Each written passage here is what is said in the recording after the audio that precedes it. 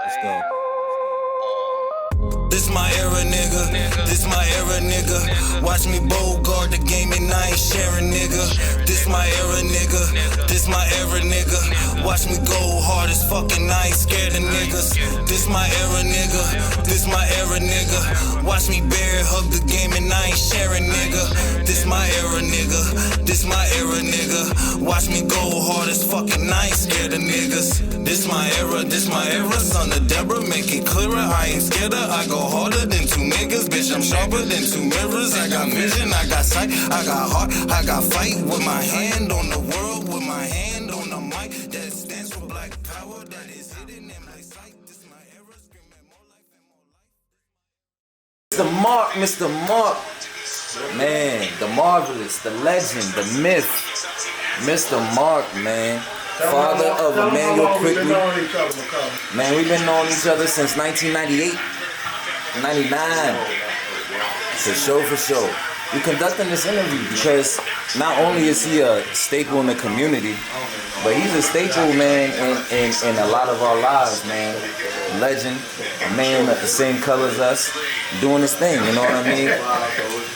Wanted to talk to him and ask him, you know, about his, about his journey, his come up, and definitely, you know, his trials and tribulations. Because where he's at now, man, he's a big staple in his community.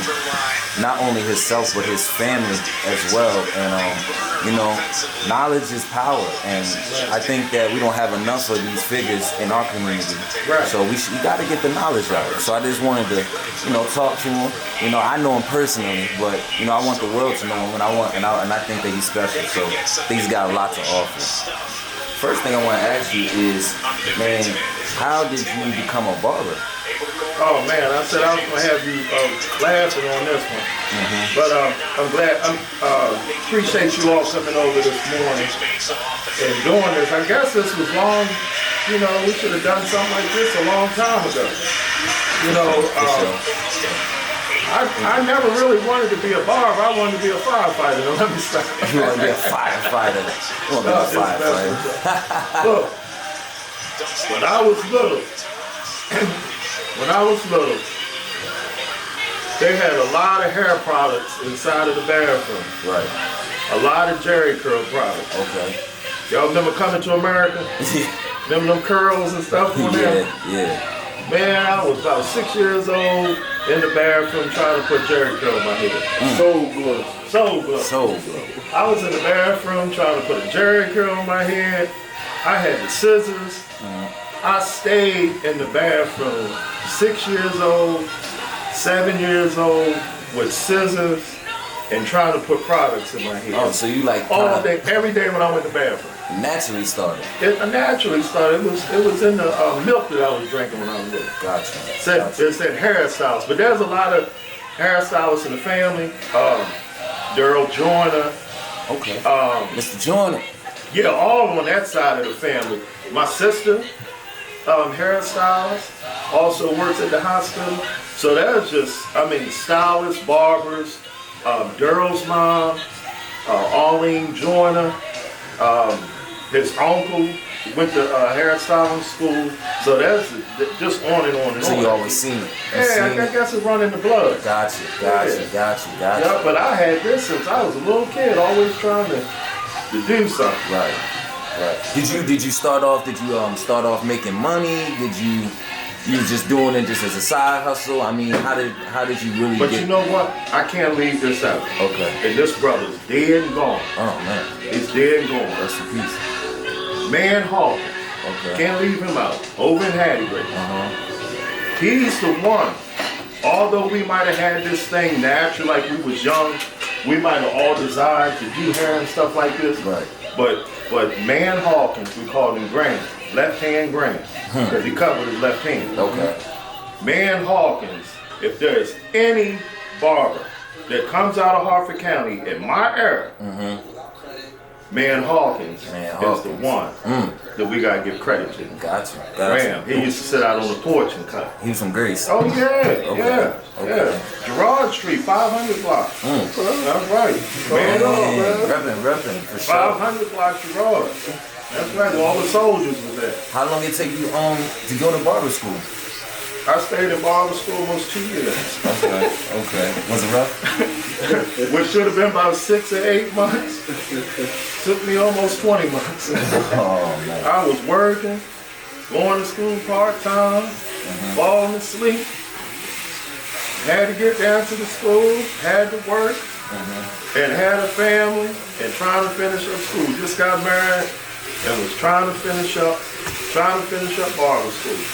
Wife pregnant. She's pregnant with Manuel. So what, he was cutting like 500 hairs a day, huh? I was working and going to Barber School. Working, going to Barber School, coming home late, tired. You know, it was like 2 jobs right there. And then when I was in Barber School, I was down Baltimore, and you had to deal with them folks down there. So that was a lot on me. You know, they're different from the county. No, that's fast. That's fast. So your wife was pregnant with Manny while you was in school? I was in Barber School, y'all. So that was more motivational to get it done right. Yeah. Make something out of it. And I never forget, you probably had, let me see. I'm trying to think. Yeah, he was born after when I just finished up. He was already born because it almost took me like 2 years because I was just part-time. So was the desire to be a barber, or did you really want to be something else? Man? Yeah. Oh yeah, Okay. a barber. That's I like working my hands and like cutting grass and stuff. I like that too, trimming hedges and all that. Okay. So I always like doing something and then sitting back and looking at it. Once it got done. So you're a form of an artist yourself. Yeah, I could draw a little bit too. Oh, for real? See, learn something. I could have pursued a career probably in art. I got little skills when it comes to Okay. That's special. So you're thanks. Hands-on type person. That's special thanks to Yolanda Pressberry. Okay. Is that Miss Pressberry? Miss Pressberry over at the middle school. It's the art teacher in middle school had a great eye. Wow. Yolanda Pressberry. She was my art teacher too. Thanks be to God to Miss Yolanda Yes, Pressberry. That was the God art bless her. teacher. That was our art teacher. That was our big sister. That was our mother in school. You know, all of that. So all that talent. Because when you cutting hair, right? See, let me break this down real quick. So, cutting hair has a AJ, don't miss this, AJ. I gotta break this down real quick, y'all. Cutting hair is more to it than what you think. Okay, so you have the theory behind cutting hair, right? That's the study of hair. Okay. That's called trichology. Now, I ran into a lady one day in the store, brother Antoine. I ran into a lady one day in the store and I told her, I said I studied hair. She said she was a hairstylist. She studied hair too. A Caucasian lady. Okay. So I said if you studied hair, then I said you studied trichology. So you know where I'm Why do you say that though? I'm confused. Well, that woman thought I was talking about tripping or something. Tricking. Okay. I said, ma'am, I thought you went to hair school. She didn't know what the study of hair was. Evidently, the study of hair is called trichology. Oh, really? It's That really is the called name. trichology. That is the No slang. I got my diploma right up on the wall. Hey, you see it? Yeah, my diploma. Yes, sir. So I done the theory, and I done the practical. Okay. Okay, so, but then there's another side that you ain't gonna learn this in school. So I done the theory. The theory was, the multiple choice questions and studying the book and all that textbook. The practical was you getting out here and really It's doing actually it. using your hands. Actually doing it. Okay, so here's the thing. This is the part they don't teach off in school. Cutting hair is a ministry. You hear me? Okay. Man, when you get people in your chair, people had a bad day. The barber is your therapist. He's your pastor. He's your best friend. Man, the barber is a lot of things to you, man. I can't lie about it. Huh? Yes. Am I right? For sure. Sometimes you say, I gotta go see Mr.Mark. Don't even need a haircut. Don't even need a haircut. I just need to go down there and sit and touch and agree with it. For sure. Then put them clippers on top of my head. For sure. So your barber's everything. So this one little part I want to say. When you cutting hair, you cutting away all that. Mr. Jeff taught me this. I gotta give thanks and praise to Mr. Jeff too. And all thanks and praise be to God, my Lord and Savior Jesus Christ. Rack house. Rack house, Brother Jeff. Brother Jeff told me, he put me down with this. Brother Jeff said, when you cutting hair, Jeff said you are cutting away the old and making a new. So therefore that man or whoever, when they get finished with that haircut, hey, like the Bible said, you a new creature. So it's like making somebody all over again. And that's why I guess when they get out the chair, they feel better. Oh man, it's gone. A lot of times that stuff is gone. But you know what the problem with men is? Men don't come to, a lot of men won't come to the barber shop. They're at home trying to cut their hair. Come on in there, Brandon.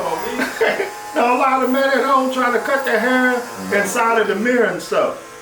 You cannot relieve the tension from the pressures of life by cutting your own hair. Right. You got to come to the barber shop where you can lay back. The barber can work on you and take all that stress off of you. You can't. That's why the women living long and the men dying young.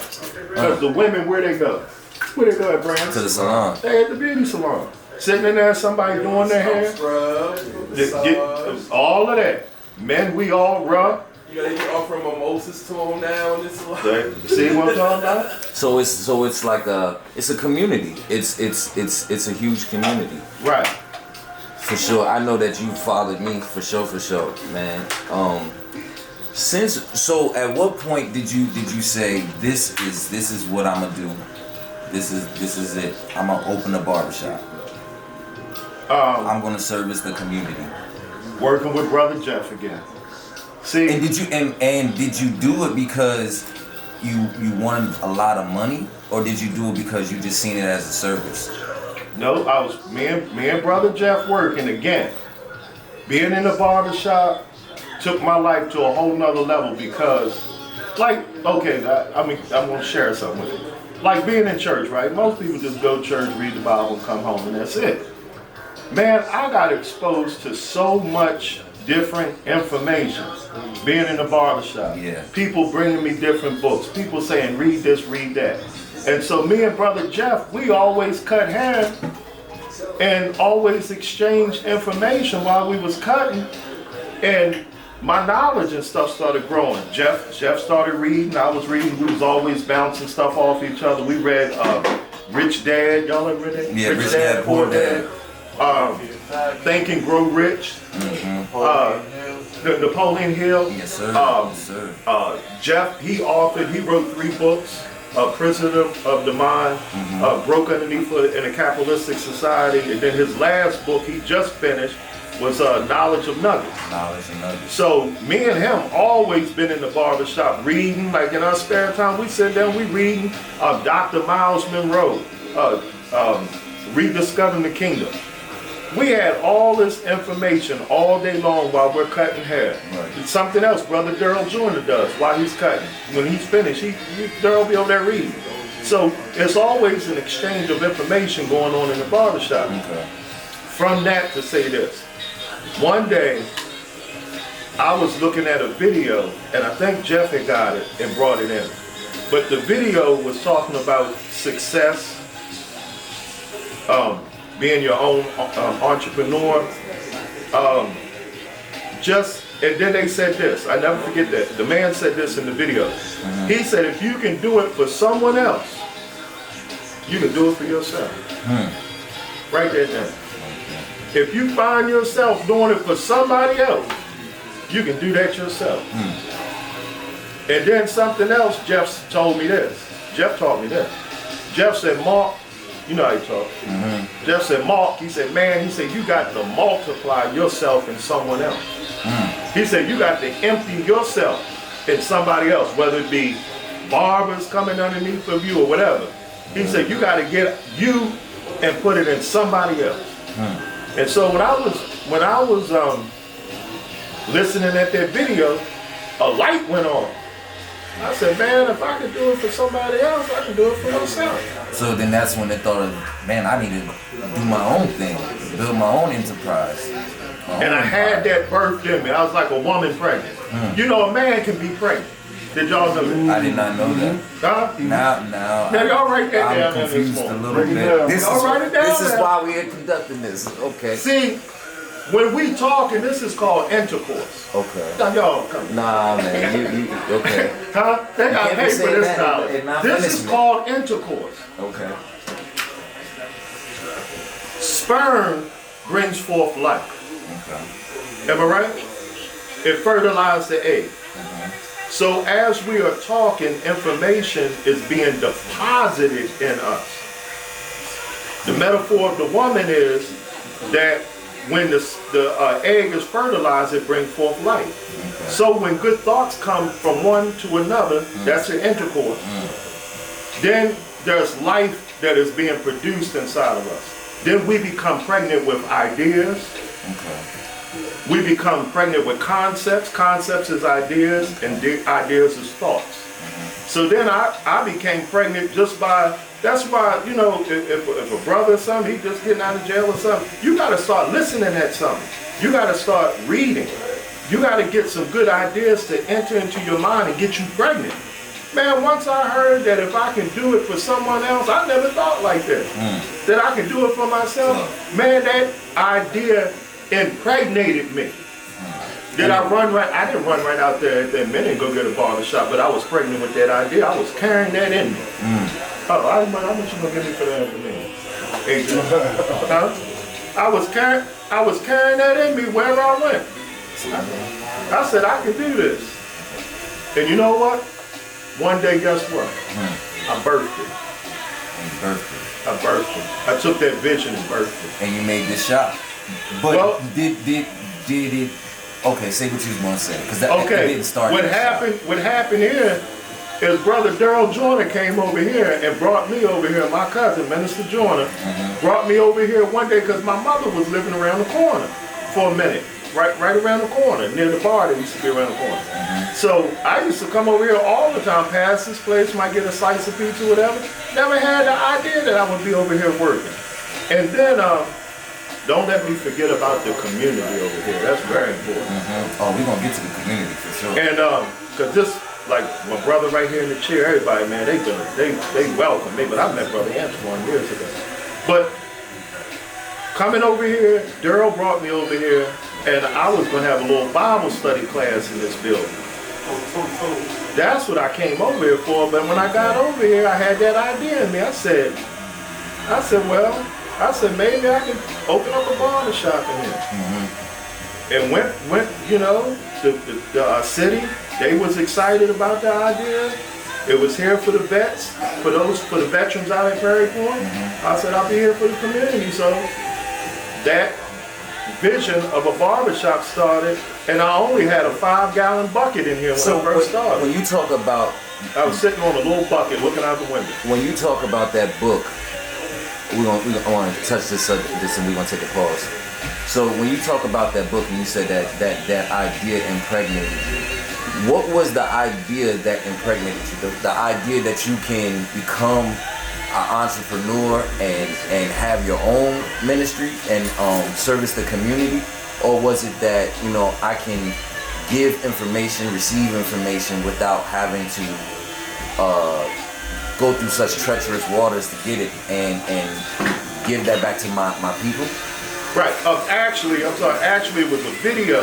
We was reading books, but it was this video. Okay. I remember it was the video, and the man said in the video, it was like I guess self-help, motivational video, you know, do it yourself and all that.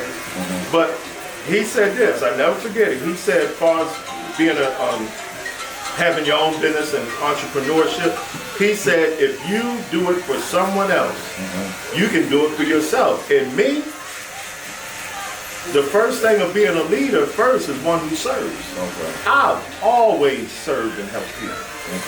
That's been my passion. That's where I got in trouble. I've always helped and served. So being a servant was just natural to me. So I'm like, man, I'm in here working in different shops. I'm cleaning, mopping at the end of the day. It's not even my place. It's just my nature. I'm helping other people. The last shop I worked with was Brother Chris over at Immanuel. So I started, the first shop I started was Edgewood on Post, down Edgewood. Then I went to Aberdeen Proving Ground. That's where I met you. I worked at another spot in Aberdeen. Then I went with Bobby Hector for a little bit, worked with Bobby. And then I went with Mr. Eddie. And a lot of things transpired with Mr. Eddie. That's when me and Jeff came together. All that reading and stuff. So.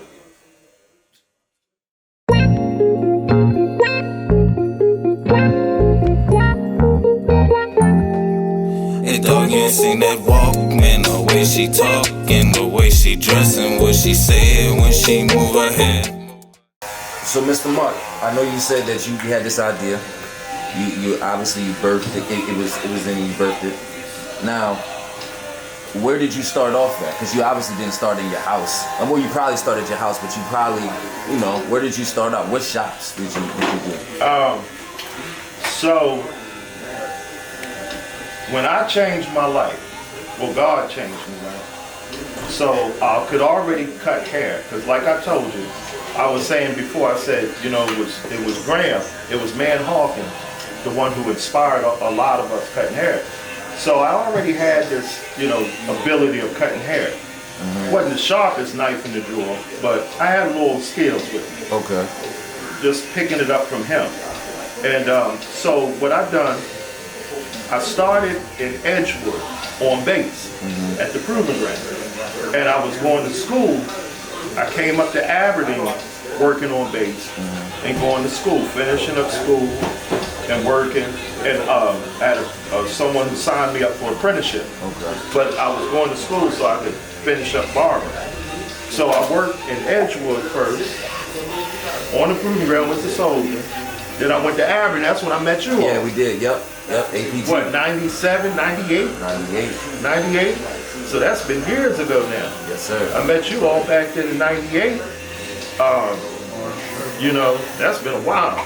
So after that, I went with Bob.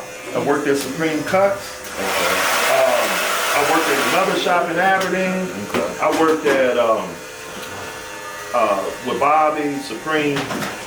Went to New U, worked with Mr. Eddie McAfee at New U. And then after that, I went over with Chris and worked at Immanuel.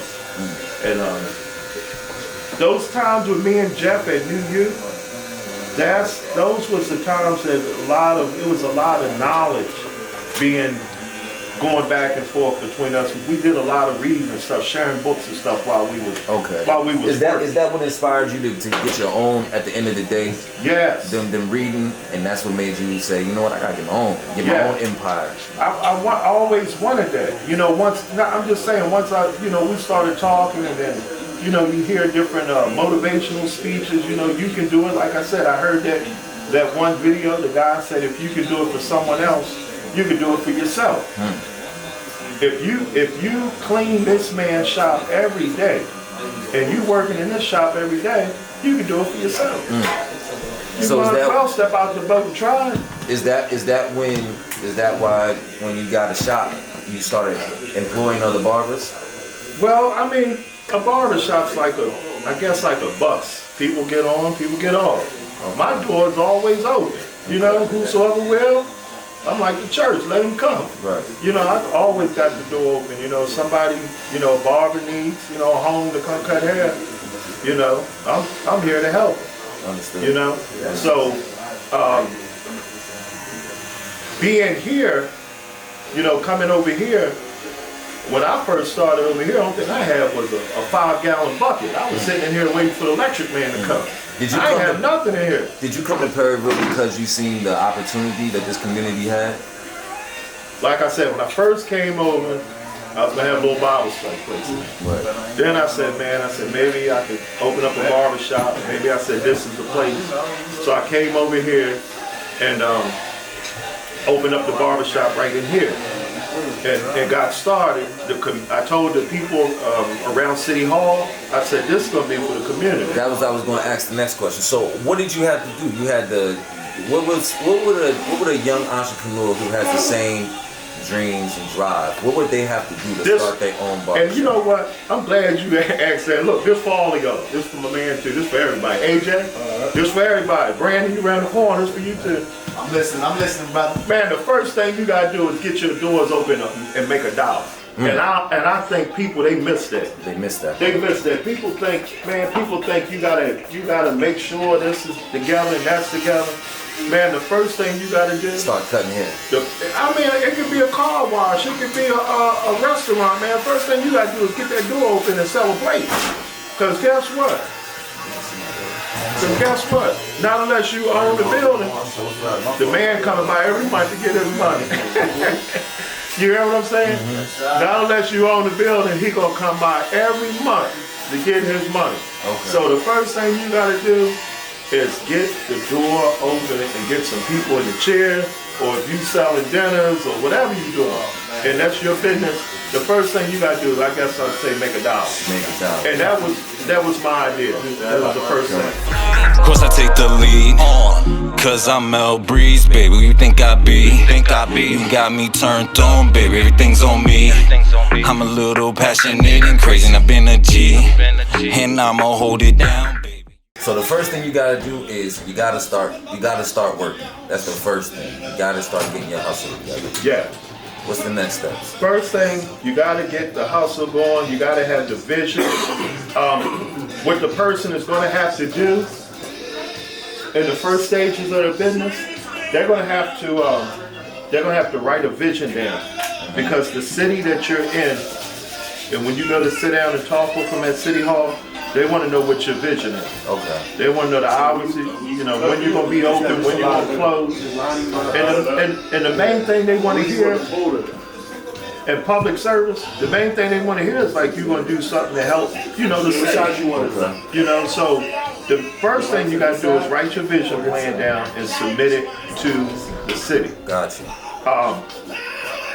This is the thing you don't want to happen to you. You don't want to go sign no lease to no building. And the city don't approve it. But man, once you sign that lease, so you do have to go through the city first, and you have to let them know that you're opening a business. They have to approve it. They have to approve yes, sir. Okay. Because it's no. I mean, you know, you go up here, the landlord, whoever owns the building, not unless you own your own building, but whoever owns the building, they're going to give you the building anyway. Right. You know what I'm saying? They're going to give you the building. So that's no problem getting the key. You're going to sign contracts. You're going to sign a lease agreement with that landlord. That has nothing to do with City Hall. Right. That's between you and that landlord. City Hall say no, the landlord still won't say yes. Yes, facts. That's facts. That is big facts. So you want to check with the landlord first. Tell the landlord what you're gonna do. Let the landlord know I gotta go to City Hall first to get approved, and then come back and sign a lease agreement with the landlord. You know what I mean? But one thing, don't sign nothing till you know what you're doing. Don't sign nothing till you know what you're doing. Know what you're doing, and a lot of times, man, in business, just to be honest, man, a lot of people need a lawyer with them. So you do think that you need some type of law behind you when you're going to go. Hey man, your dad was a perfect example. Your dad sold prepaid legal. Right. I don't care, and I would say that would be the best thing to have with you. I'm not saying I had that, but prepaid legal gives you the free right to legal consultation whenever you want. Yes, and you can call the attorney and be like, hey, I'm going to do X, Y, and Z. You think I should sign these paperwork? The attorney going to say, send them over to me. The lease agreement, he going to look it over. You know what I mean? It's a lot of things we don't know. And that's the main reason of why we're conducting this interview, is because of those answers right there. Right. Knowledge is power. Yeah. You know, at the end of the day, I think that as black people, people of color, I think that we need more of it, and we need to pay more attention to knowledge. Right. Especially when it's coming from somebody who's already done what you're trying to do. Right. I think you're a great example of that. I also wanted to know, how did you become such a staple in the community? You know, with the barberism. You know, you started getting kids from Perryville to come over here. You started, you know, I remember you had the jar for Tavon. This is grandfather right here in the chair. And I just want to know, like, how did you start getting the community to really just start messing with you? Was it just cutting, or? I mean, in Aberdeen, they love me and Jeff in Aberdeen. Some of the same people that I've known from Aberdeen. Brother Griffin right here. I met Brother Griffin back in 1991, 92, I believe it was. So a lot of people I've been knowing for years, but the younger generation, I think it was because, you know, just showing a concern. Showing that you cared. Yeah, man, it was some days I might went out on the court and played some ball with them around back. I can still do a layup. Nah. You know? Yes, I might not be able to do it faster than some other people, but I can still put the ball inside the box. Yes, sir. You got to put it inside the square, Yes, right? Sir. Yes, sir. On the backboard. So, you know, just out there in the community, Brother AJ working with me. You know, they seeing another young face like Brother AJ. You know, they just, you know, when you show, I guess showing concern, that's always been my heartbeat. Okay. You know, for kids. And when you don't, here's the key thing. When you don't run them away. Okay. You know what I mean? Okay. Is that important to... Don't run them away. Is that important with barbarism, to listen more than to give out? Or do you think that it's a balance? Man, I'm going to tell you this. A barber ought to spend more time listening than he does talking. Gotcha. Because I'm going to say this. This is just a little joke to throw out there.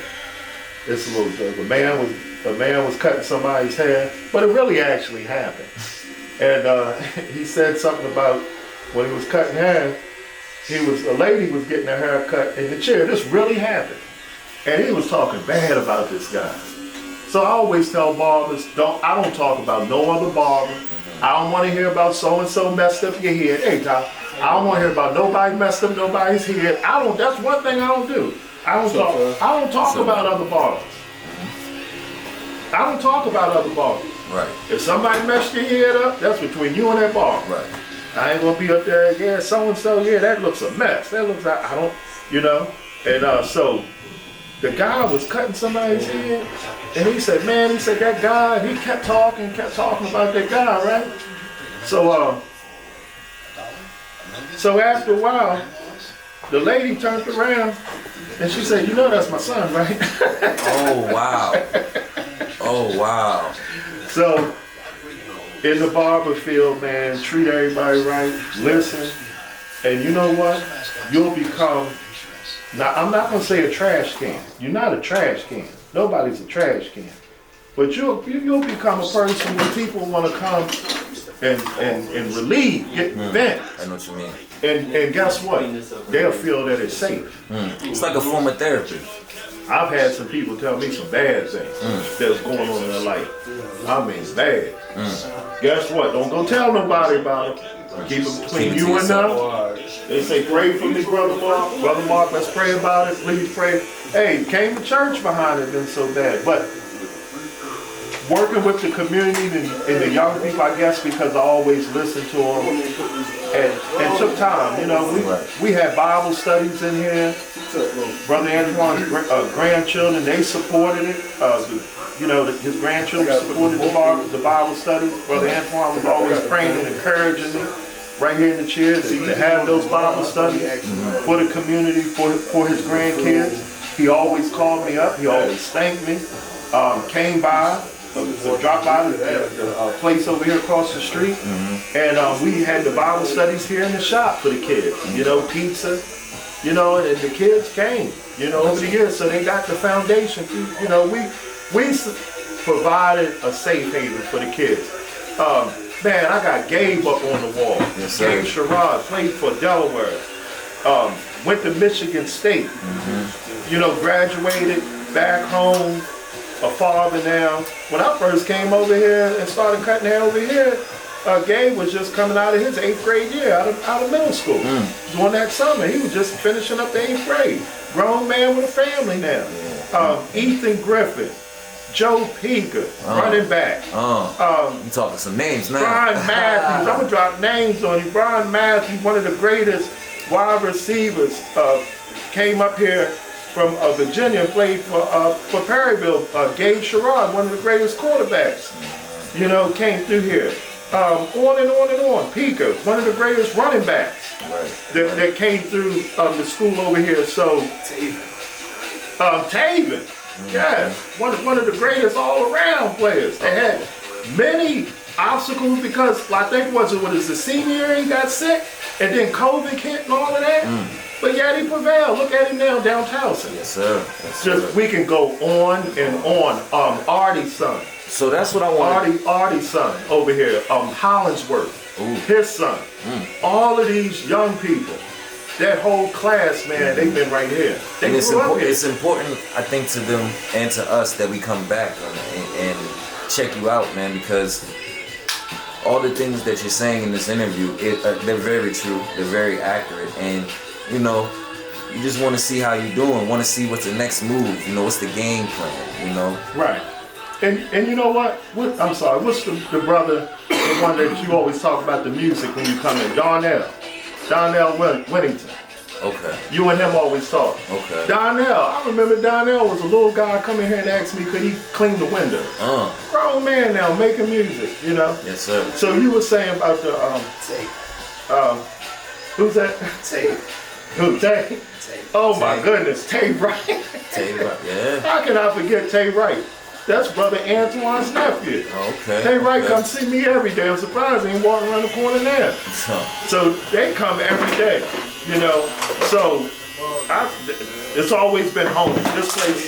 This place has always, you know, been home for them. You know, they've always come here and felt safe and felt like they was home. So the next part, you were saying, like, what's the next move?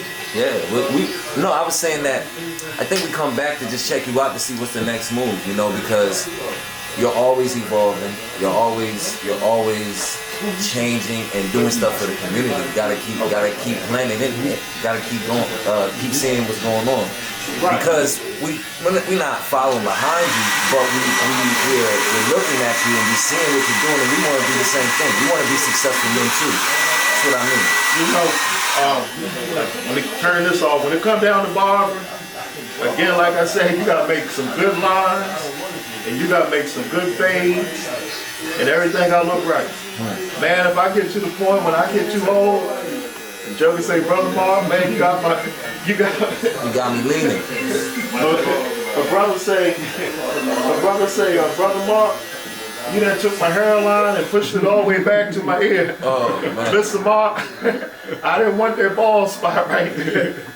Man, at that time, I got to turn to these brothers that's younger than me, and I got to say, Brother AJ and Brother Brandon, I'm giving y'all the baton. Take it from here. I got to. You know what I mean? Yeah. I can't keep on coming here and trying to jump on someone's head and trying to cut them and mess everybody up. Now, listen. A barber's gonna have a bad day. Everybody will. But when every day's a bad day, guess what? It's time to leave it alone. Like Teddy said in that song, you gotta let it go. You gotta let it go. Teddy said, I guess you gotta let it go. You gotta let it go. So, I would say this. I think my job is, like Darnell came over here, and we had did some things in the community for the graduating class. Matter of fact, it was Taven's graduating class. And Darnell came over here and the next, Taven was going down to college. Darnell Whittington. He had a trunk full of things to bless Brother Taven with. Darnell looked at me out in the parking lot. He said, Mr. Mark, I learned this from you. Brought tears to my eyes.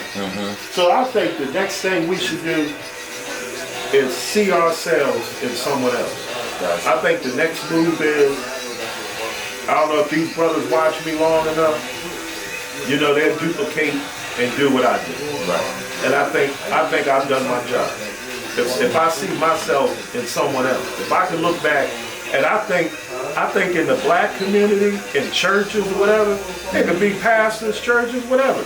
You see black folks trying to hold on to something too long and not give it up. There comes a time you gotta give it up.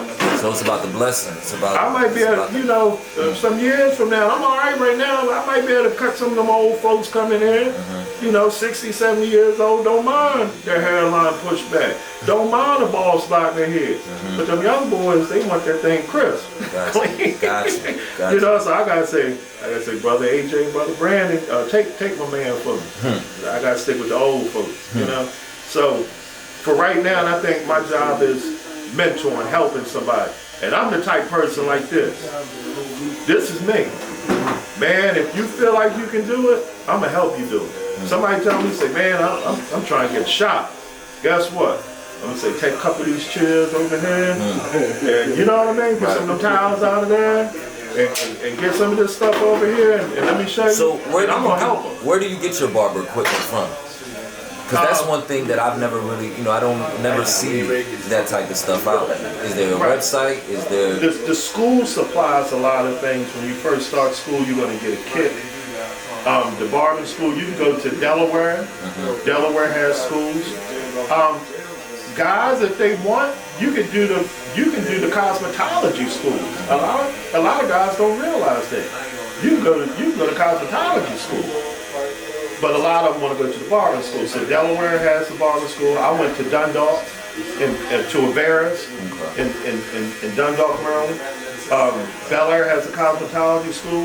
I mean, if you want to go to cosmetology school, go that way, learn it all. But it's online too. They got online courses. What's the last time? Was they doing some things online? During COVID? Right. When I was going down, that wasn't no COVID. How did COVID impact you? And your business? Well, I mean, it's like right now we just rebound. Everything, like the parking lot, it's not as full as it used to be, but things are starting to turn around, look for the good. And me, I got a strong mind. I come from the old school. You know what I mean? Yeah, I know how to take, I know how to take a penny, you know, and make it do something. You know, I know how to survive. So, you know, back when I was growing up, you know, old folks taught us that, so my mentality is real strong, you know. When I have good days in here, I have good days. If it's slow, I'm sitting down reading. But I don't let nothing move me. I'm not going to give up. I'm not going to quit. You know, it's like Rock. He told Rocky in the movie, you got to have the eye of the tiger. You know, you can't quit. You know, you pray. You leave it in the Lord's hand. You keep it moving. So, you know, you don't fold.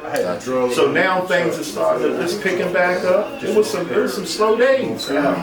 I think that shutdown, COVID, I think it affected everything. So there'll be some slow days, but there'll be days where you came back. Well, see, I'll tell any barber this.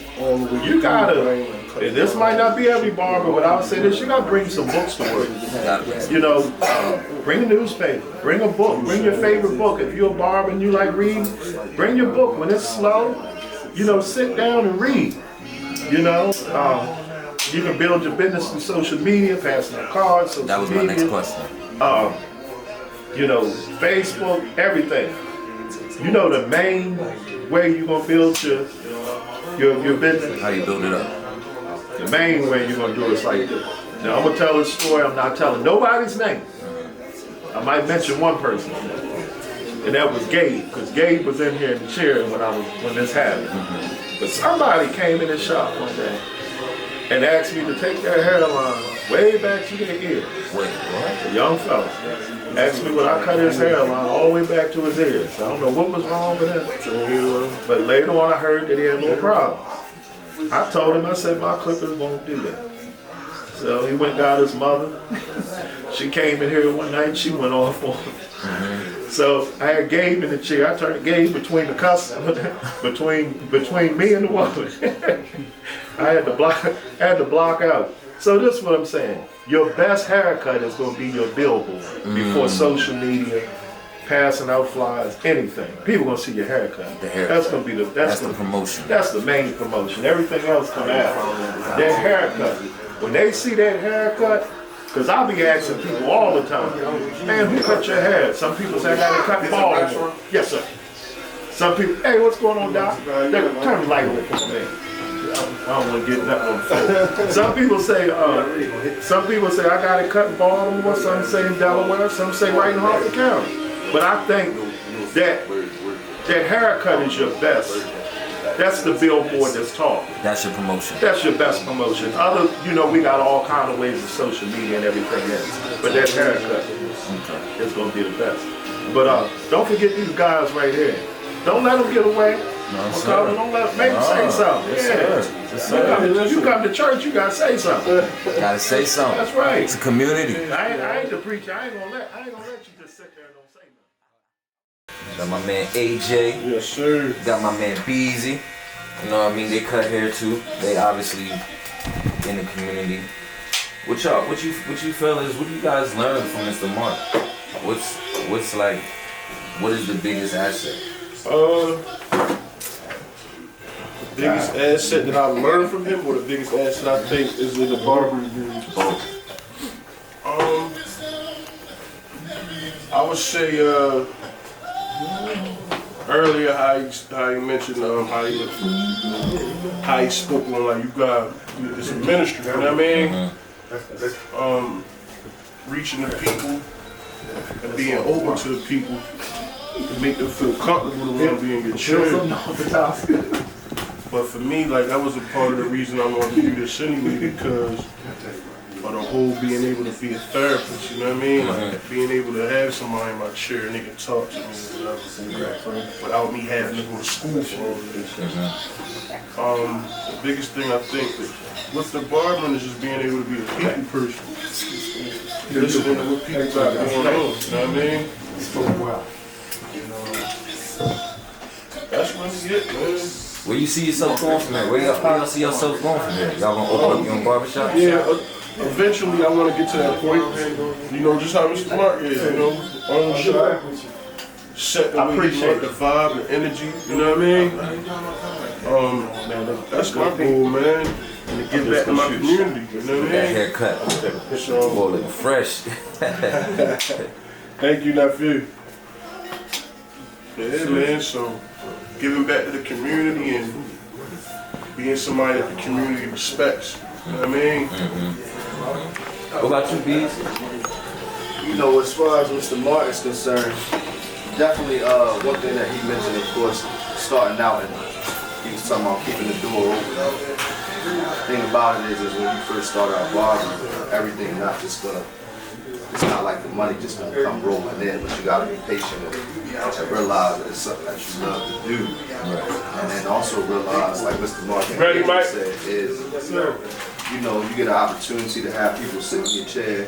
Like he said, at home, you got folks who might cut their own hair, but a lot of times people come in here, they sit in a chair, you're talking 1 minute, and then they sleep 2 seconds later, because it's just a relaxation. When you have the ability to come into the shop, you can't share everything. You come in the shop, you talking about the issues of life that are going on, and to be able to be that helping hand and that listening ear to folks and allow them to express themselves without being judged, but also being willing to accept a little bit of advice that we might have. It's always it's a plus, it's definitely You see yourself getting a shop, or? I might just ride out with Mr. Mark, I might, I'm the same with AJ. I've definitely thought about, getting my own shop and all of that. But, one thing that I also realized is in the same aspect of what Mr. Mark says, as far as getting your shop and that money don't flow in, that's one thing I've learned I gotta work on my patience. So sometimes it could be a gift and a curse, because I'll sit there and you might want to get your own shop, but you also realize that you might have established your clientele here. I live in Harford County, but I cut hair. I do mobile barbering as well, so I cut in Harford County. But a lot of my in-shop clientele is parallel clients. So 60 county clients, So it's like, let me do. You know, so it's a lot of things to think about. And honestly, just to be 100% honest, I haven't even thought that far yet. As far as, because you know, I've been in the shop since October 2022. So it's not a thought that I'm actually taking in, you know, just getting acclimated with the business, learning things from Mr.Mark. And as he say, you know, just like he mentioned all his mentors, one of the main benefits of being in the shop with Mr.Mark is when I don't have a client and he has somebody in his chair, is having the ability where he doesn't mind me standing close to him and seeing what he's doing as far as going through his strokes on the head and making sure that I make my cuts better with every cut that I do, you know. Dope, man. I came with this great successful barbers today, Antmo. Okay. My cousin Anthony Johnson, Antmo, Rochelle McGriff Rickles, Rob Hunter, Mr. Kelly showed me much love in Aberdeen at Kelly's Cut, Kev Cuts, Bobby Hector.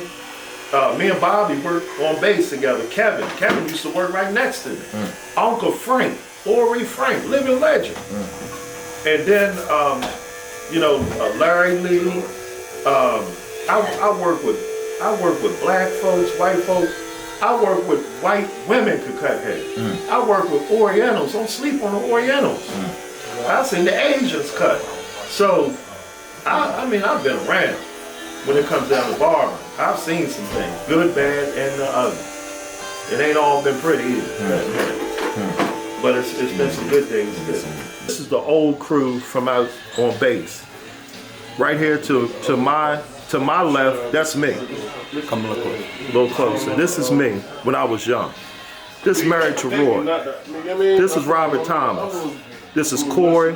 This is Sam Harris, the living legend. That's Uncle Frank right there. Ori Frank. Okay. The living legend. Okay. And this lady right here, this is Kathy. It was Kathy Hibbert back then, but Kathy Chase now. Kathy Chase.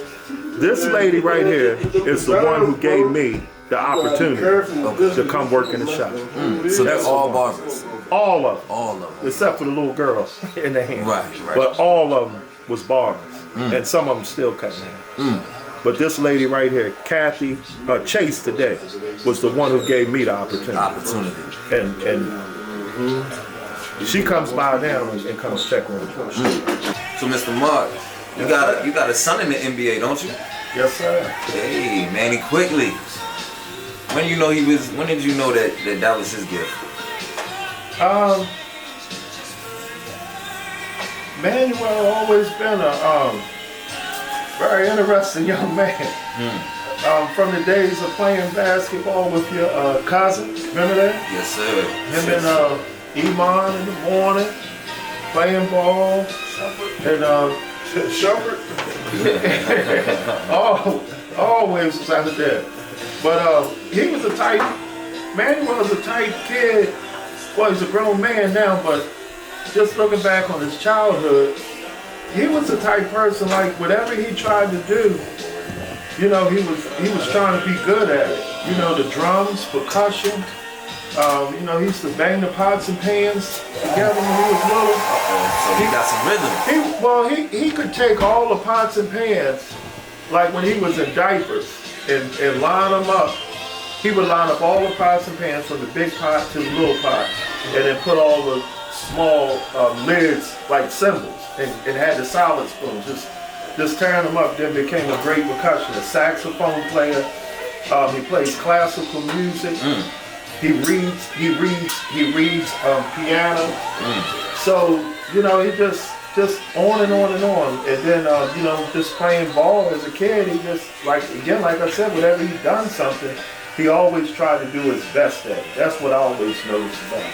Gotcha. He always tried to do his best at it. So he doesn't just play basketball, he got other talents. Yeah. I like Just that. like, man, if something happened to his leg or he couldn't hit that wicked jump shot, he can still eat in life. He can do something. Gotcha. He ain't gonna be without. The dude is for real. He's very, very talented. He's above. He's very talented young man.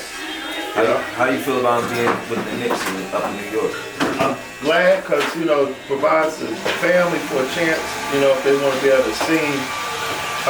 right here on the East Coast, and it's not far if he needs to shoot home.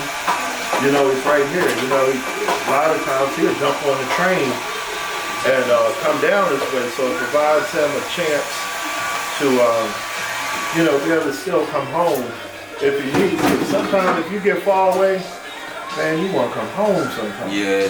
You understand what I'm saying? Definitely. You want to be able to come home, so that provides a, way, he's right down 95. The train station's right here. Yes, sir. So a lot of times, he'll zip on down here. Yeah. How long you think it took you to become a master barber? Man. I would say this. The master barber is a title that a person earns because they have acquired hours and taken a test. Right. But there's a lot of master barbers out here that's cutting hair that may have never even taken a test. I'm acknowledging all the home barbers cutting hair in your home. But stop putting the bathroom towel around their head. Hold on, let me say this for a minute. Man, if y'all at home cutting hair, I don't care. However you eat, you eat. I don't care. However you making your money, just don't do nothing to leave. Don't be out here trying to sell nothing. Don't be no pharmacist. But if you at home cutting hair, man, go buy yourself a nice cape like this. Get you some good clippers. Man, change your blades. Don't have no rust on them. Joker still got teeth missing out the blades, trying to cut somebody's hair, trying to cut little Pookie's hair at home, and putting superliculitis. That's a disease that you can get in your scalp, and man, messing people up. So, get you some spray. You're gonna need, if you're at home, you're doing your little home thing, you're gonna need some spray, clipper spray. This spray kills all kind of viruses and COVID, and everything. We got some good spray. We use this for all kind of bacteria, and also it lubricates your clippers. So if y'all cutting hair at home, take those tips, and please go get you a nice cake, all right? And treat the people right. Don't be at home. And make sure you get you a nice chair to put them in. Don't be at home trying to cut somebody on the couch. Oh, man. Listen here. Mr.Mark, how old are you? That really happened. Oh, man. Joker had to get a haircut. He was on the couch. That really happened. So, get a nice chair. Look. Check this out. I ain't even trying. I walk every night. Every night I go out and I walk. Hey, how you doing? How you doing? Buddy, he got the camera right there. Huh? So every night I go out and walk, right? Mm-hmm. And then when I walk, I do a little bit of running too. So I'm still able to walk and run. So in May, on May 2nd, I'll be 49. Hey, how you doing, sis? May 2nd, I'll be 49. So you don't have to be old, broke up. You know what I mean? You can get older and still be able to move around a little bit. Right. Treat yourself right, So in May, I'll be 49. How you doing today? I've seen good days, and I've seen some bad days.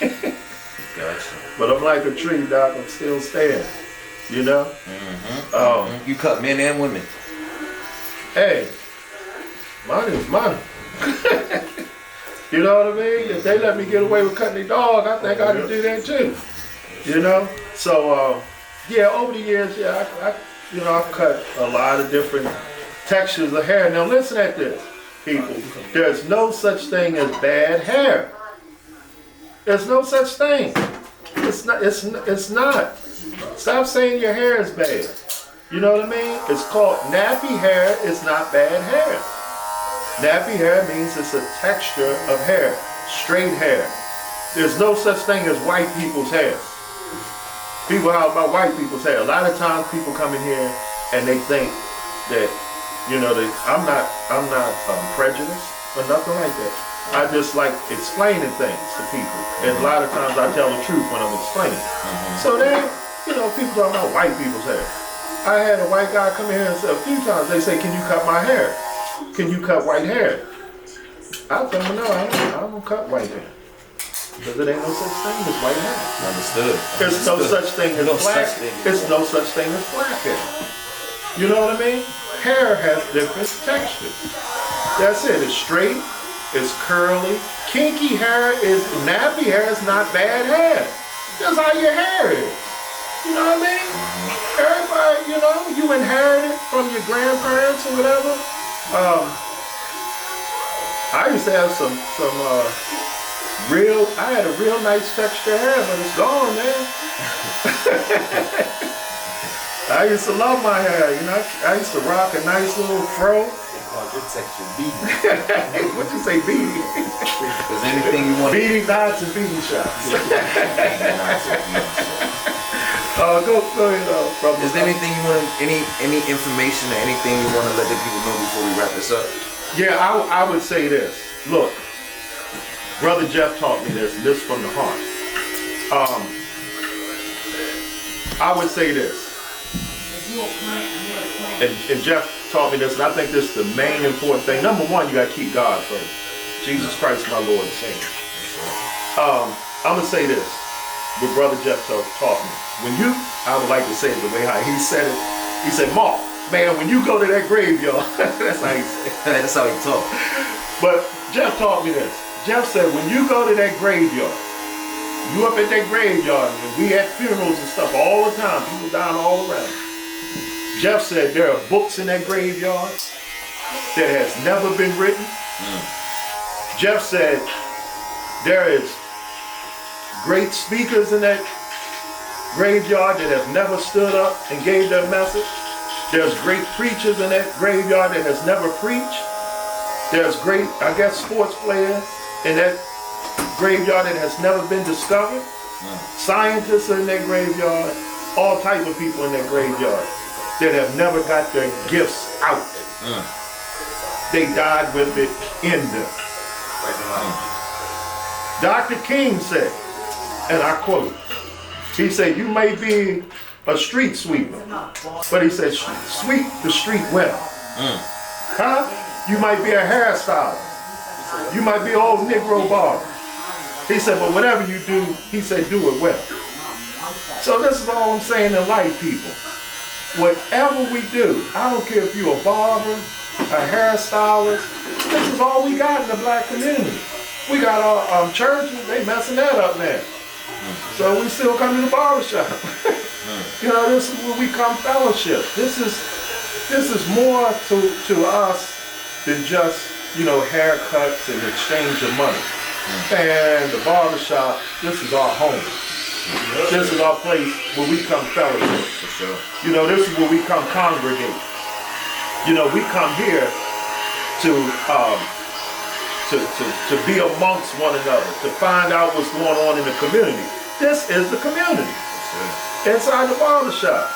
Can I say something real quick? Man, like we take this, but we go back to Africa, right? Back to our roots. Go back to the motherland. Like I said, if I explain something, I gotta explain it right.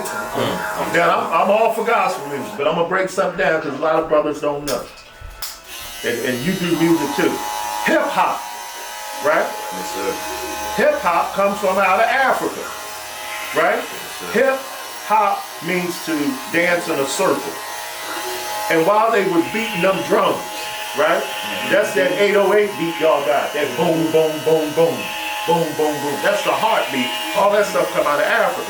While they was beating those drums, they had a man that was called a jelly. And the jelly was the ancient elder amongst the tribe, amongst the African tribe. And he would go back and tell the history of that African tribe. So the barbershop is similar like that. A barbershop should be a place where you come get the history. We should be able to come and talk amongst one another and learn some things. They shouldn't be in the barbershop talking a bunch of negative stuff. Got kids in there. You know, the conversation gotta be clean. You know, so I would just say this before I close. Man, whatever is inside of you, get it out you while you live. You can do it. God's giving you this day. He's got a plan for your life. He's got a master plan for your life. let's get it done. You know, stop being scared, step out. Hey, if it don't work, what did y'all say yesterday? Give up. Try something else. Try it. If it don't work the first time, do what? Try it again. You know what I mean? Because one thing you got to do, you have to get out and try it. Yeah. You have to get out and try it. So, hey, anyone that wants to try to get it out and wants to try to learn and try to get out there and make something happen, I'm praying for them. I'm there for them. Like my man, Brother Jeff, was also he wrote 3 books. Also a barber, wrote 3 books. That's my inspiration. You know what I mean? I haven't wrote my book yet. I know I got a book in me. You know what I mean? Am I gonna die? He told me the other day. He said, Mark. Yeah, Jeff. He said, Mark, man, write your book, man. I gotta write a book. So that's what you doing on your side time? You I writing a did. book? I gotta do it. You know what I mean? Just sit back, read, man. It's time to do something. So I give a shout out to the Perryville community, everyone. Again, all those that came through here that made this shop the way it is. AJ that's here, Christy, Brandon Matthews, all of the brother Steve over here.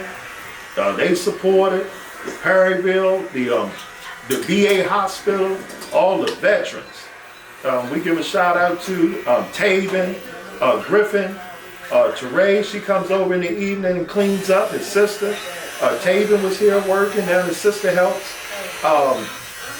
His grandfather that just left, Brother Antoine, Gabe Sherrod, Darnell Whittington, Ethan Griffin, Brian Matthews, Joe Pika, on and on and on. I mean, I can just everybody. Brother Tay Wright, everybody, Tom over there in the corner.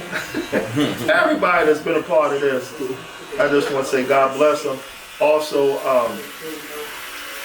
hey, come on by. That's all I can say. Let them know where you at.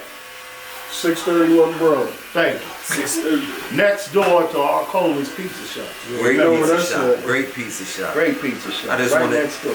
I just want to thank you for letting me conduct this interview, man, of the myth, the legend, the man himself, Mr.